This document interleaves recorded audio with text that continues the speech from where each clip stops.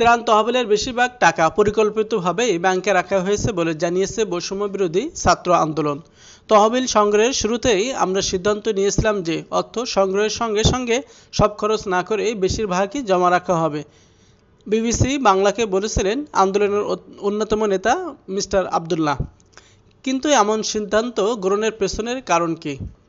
কারণ আগের অভিজ্ঞতায় থেকেই আমরা জেনেছি যে বন্যার মতো প্রাকৃতিক দুর্যোগের পরবর্তী ধাপে ক্ষতিগ্রস্ত মানুষগুলোর অর্থ সহায়তা বেশি প্রয়োজন হয়, বলেন এই সমন্বয়ক। বন্যার পানি নেমে যাওয়ায় যখন ওই অর্থ ক্ষতিগ্রস্তদের সহায়তা ব্যয় করা হবে বলেও জানিয়েছেন তিনি।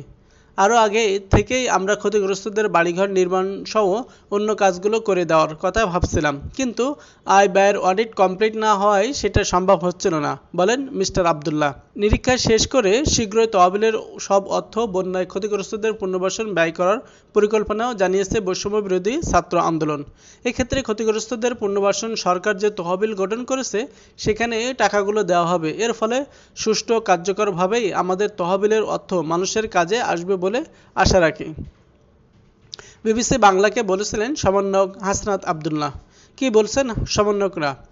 বন্যার্তদের সহযোগিতার উদ্দেশ্যে গঠিত ত্রাণ তহবিলের যে 9,35,00,000 টাকা ব্যাংকে রাখা হয়েছে সেটি নিয়ে দুশ্চিন্তার কিছু নেই বলে জানিয়েছেন বৈষম্যবিরোধী ছাত্র আন্দোলনের সমন্বয়করা। ত্রাণ সহায়তার জন্য যত অর্থ আমরা পেয়েছি সেগুলোর প্রতিটি পয়সার হিসাব আমাদের কাছে আছে, কাজে এটা নিয়ে দুশ্চিন্তার কোনো কারণ নেই, বিবিসি বাংলাকে বলেন প্ল্যাটফর্মটির অন্যতম সমন্বয়ক হাসনাত আবদুল্লাহ।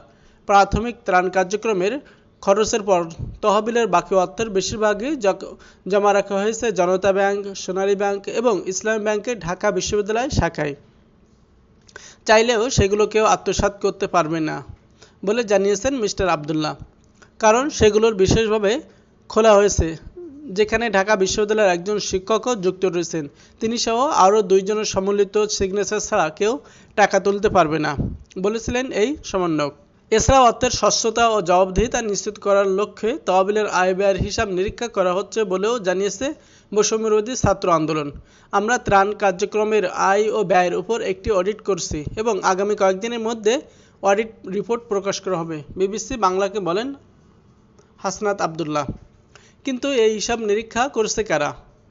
সিএ ফার্মের প্রফেশনাল ব্যক্তিদের দিয়েই নিজের দায়িত্ব এটা আমরা করছি, যাতে পরবর্তীতে কেউ কোনো অভিযোগ বা অপবাদ দিতে না পারে, বলছিলেন বৈষম্যবিরোধী ছাত্র আন্দোলনের অন্যতম এই নেতা।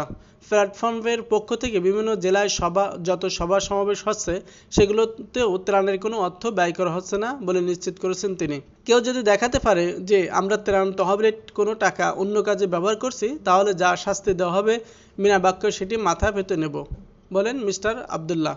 কিন্তু প্রশ্ন হচ্ছে ঢাকা ও ঢাকার বাইরে যাতায়াত, থাকা, খাওয়া সহ অন্যান্য খরচ তাহলে কোথা থেকে আসছে? বৈষম্যবিরোধী ছাত্র আন্দোলন শুরু করার পর থেকেই সাধারণ মানুষ স্বেচ্ছায় আমাদের সহযোগিতা করে আসছেন, এখনও করছেন, বলেন মিস্টার আবদুল্লাহ। তবে কারো কাছ থেকে কোনো অর্থ সহায়তা নেওয়া হচ্ছে না বলেও দাবি করেছেন তিনি। আমরা শুধু সেবাটা নিচ্ছি। এক্ষেত্রে কেউ কেউ তাদের গাড়ি দিয়ে আমাদের পৌঁছে দিচ্ছেন, অনেকে থাকা খাওয়ার ব্যবস্থা করে দিচ্ছেন, এভাবে চলছে, যোগ করেন তিনি। তবে এখন যেহেতু এটা নিয়ে কথা উঠছে সেজন্য আগামীতে কারা কী ধরনের সেবা দিয়ে আমাদের সহায়তা করছেন সেটারও তালিকা আমরা প্রকাশের কথা ভাবছি, বিবিসি বাংলাকে বলেন হাসনাত আবদুল্লাহ।